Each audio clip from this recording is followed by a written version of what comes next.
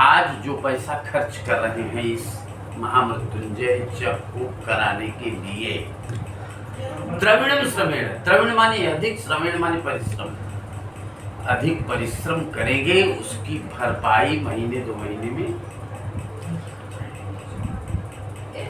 विद्या विनष्टा ध्ययनी न भूयः, कोई बात याद नहीं आ रहा है, किताब देख लेंगे पुनः याद हो सकता है। स्वास्थ्यम विनष्टम बलभोजनेन, कोई व्यक्ति अस्वस्थ है, अच्छी अच्छी दवा, अच्छा भोजन, अच्छी दुआ की जाएगी, पुनः वह व्यक्ति स्वस्थ हो सकता।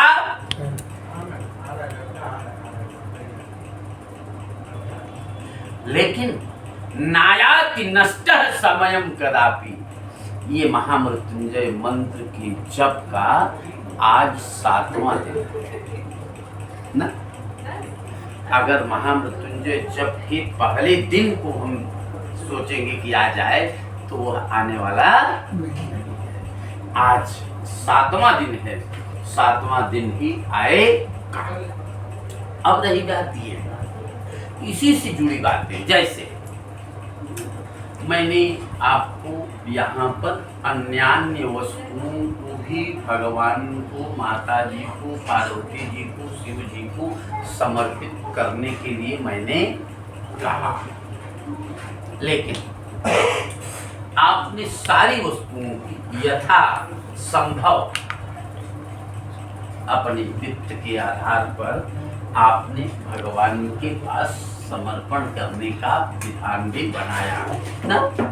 तो दान का क्या मतलब होता है, दान किया क्यों जाता है, या कोई भी वस्तु पूजा में जो हम उपयोग करते हैं उसका क्या मतलब, इसका एक दृष्टांत मैं आपको शिव पुराण के माध्यम से बता दूंगा।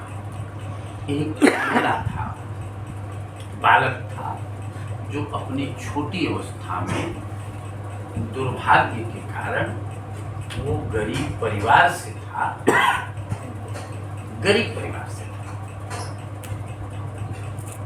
अब गरीब परिवार का होने के नाते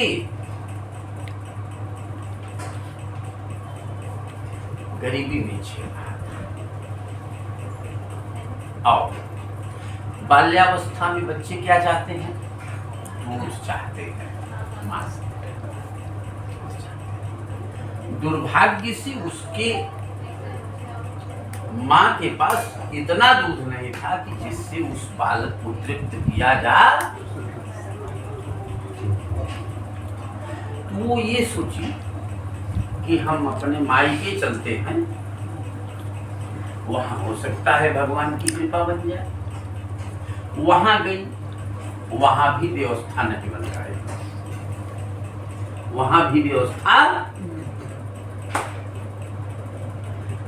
तो अब क्या करें, बेटे को तो प्यासा भूखा रखे नहीं पाएगी। क्या की वो चावल के टुकड़ों को भिगो करके पीस करके, जो थोड़ा 150 ग्राम दूध पाती थी, उसी दूध में मिक्स करके दी दूध बना करके उस बच्चे को पिला देती थी। लेकिन फिर भी वो बच्चा तृप्त नहीं होता था। एक दिन वो बेटा अपनी माँ से कहा, माँ ये दूध अच्छा नहीं लगता है। माँ विषयांतर बातें करके बहका देती थी, ये नहीं बताना चाहती थी कि ये ऐसा कृत्रिम दूध है।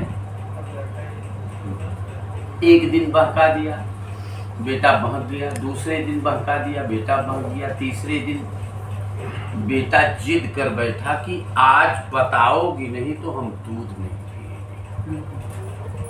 वो गरीब माँ के आंखों से आंसू गिरने लगे, छलक करके रोने लगी।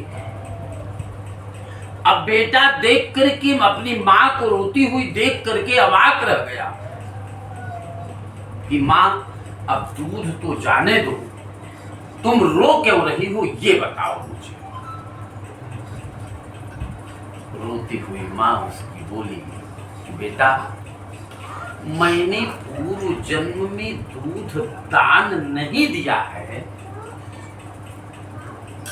इस कारण इस जन्म में तुम्हें पिलाने तक के लिए मेरे स्तनों में भी दूध नहीं आ रहा है।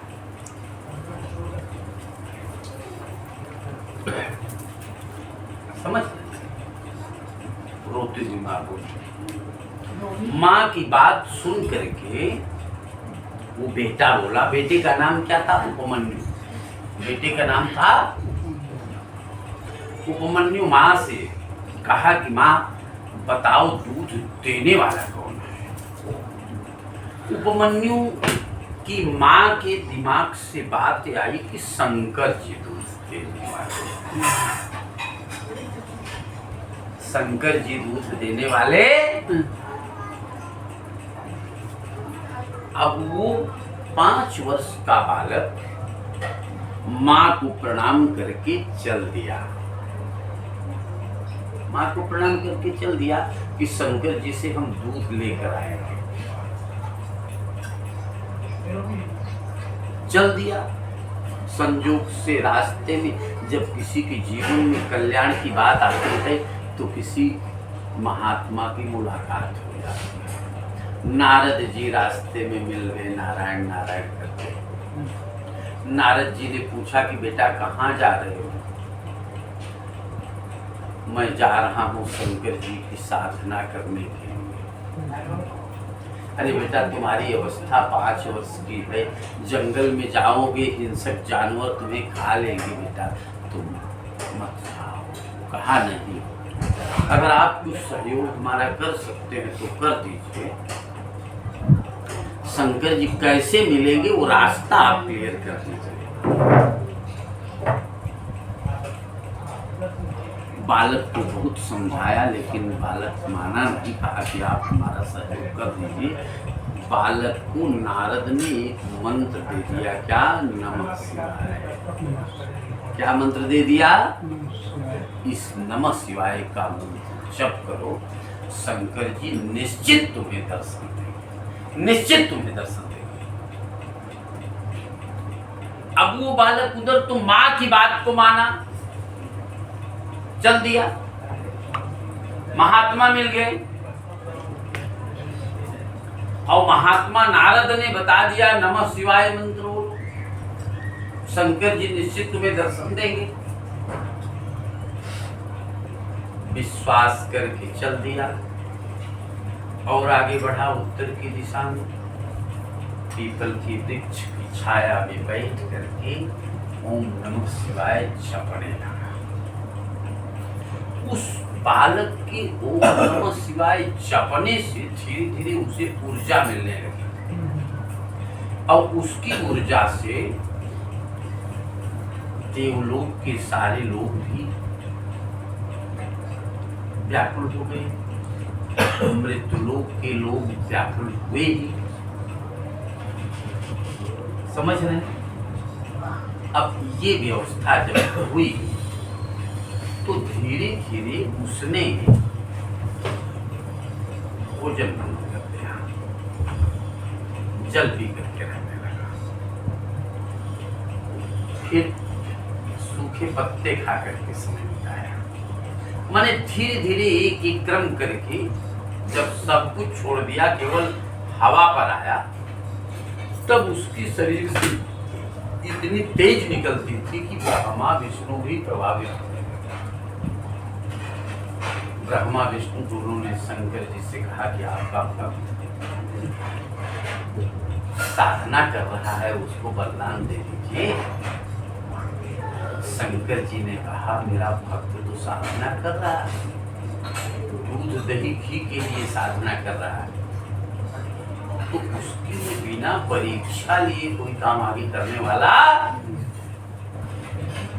तब तक शंकर जी अपना स्वरूप बदल करके स्वयं इंद्र के रूप में आ गए, स्वयं इंद्र के रूप में आ गए। नंदी बैल को ऐरावत हाथी बना दिया, त्रिशूल को वज्र बना दिया और उस उपमन्यु के सामने पहुंच गए। बोले शंकर जी इंद्र के रूप में, उपमन्यु मैं तुम्हारी साधना से खुश हूं, तुम क्या चाहते हो? उपमन्यु ने कहा कि क्या आप शंकर जी हैं? इंद्र के रूप में आए हुए स्वयं शंकर जी ने कहा नहीं, मैं शंकर नहीं हूं, मैं तो इंद्र हूं, ये मेरा राज्य है।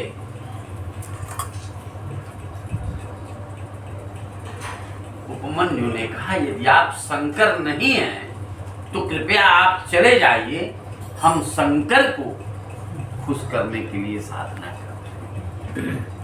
कहा तुमको समझ में नहीं आती क्या, क्यों साधना कर रहे बताओ?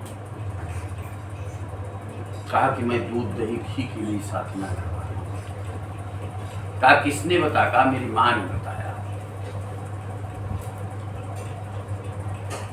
तो हंसने लगे, इंद्र के रूप में शंकर जी हंसने लगे। कहा कि वो भिखारी शंकर तुम्हें क्या दे सकता है? सुन लो उसकी बात। स्वयं महेशः ससुरो नगेशः मित्रो धनेशः तनयोर गणेशः तथापि भिक्षाटनमेव आसीत् बलियसी कोऽपि न समर्थ। महानां देवानां ईशः महेशः शंकर। देवताओं के जो श्रेष्ठ है वो शंकर है, महादेव जिसको कहते, देवों के देव महादेव। ससुरो नगेश, ससुर उनकर हिमालय का राजा। तनयोर गणेश, गणेश उनका बेटा, मित्र उनके कुबेर। लेकिन वो शंकर इस समय स्वयं भीख कहीं मांगता होगा। जो भीख मांगता है तुमको दूध दही घी देने वाला है? कहाँ की बात सोच रहे हो? मैं इंद्र हूं, मैं इंद्र। समझ नहीं पा रहे हो हमको? देखो ये सामने। तुरंत माया का दूध दही घी का दिखा दिया। कहा कि आप इंद्र हैं, मैं मानता हूं कि आप इंद्र हैं। आपने ये जो मुझे दिखा दिया है ना, ये सब दूध दही घी का खजाना है, समुद्र ले जाओ। अगर इंद्र दूध दही घी देने वाले होते तो मेरी माँ पहले बता दी। मेरी माँ ने बताया है कि शंकर जी दूध देने वाले हैं, इसलिए मैं इंद्र उंद्र को नहीं जानता।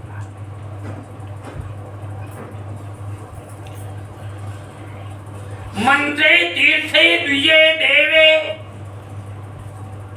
दैवज्ञे भेखजे गुरौ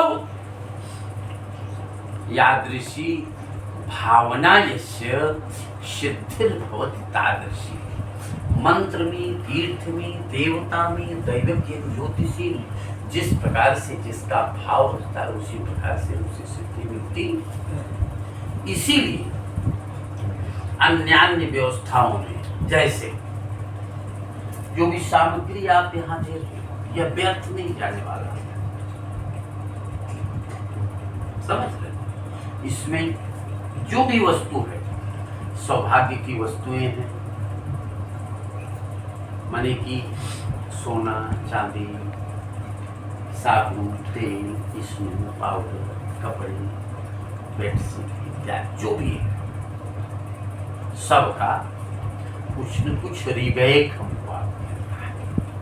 ऐसा ये नहीं है कि पंडित जी को आपने दे दिया तो पंडित जी प्रश्न, ये उस उद्देश्य से किया जाता है, कहीं से भी उसके उद्देश्य की पूर्ति हो और भगवान भक्त का कल्याण। चूंकि भक्त में दृढ़ भक्ति देखी जाती है। जैसे वो छोटा सा बालक उपमन्यु कहा ना कि शंकर जी देने वाले हैं, इंद्र नहीं देने वाले। तो इंद्र के रूप में स्वयं शंकर जी आए हुए कहे कि तुम हमारा अपमान कर रहे हो, मैं इंद्र हूं, अभी तुम्हारा मैं तपस्या भंग कर दूंगा। कहा कृपया आप चले जाइए, मेरे इष्ट की निंदा मत करिए, इष्ट की निंदा करके मेरा पुण्य छीन हो गया है, कृपा करके आप चले जाओ। कहा मैं जाऊंगा ना, मैं तुम्हारा साधना भंग कर दूंगा।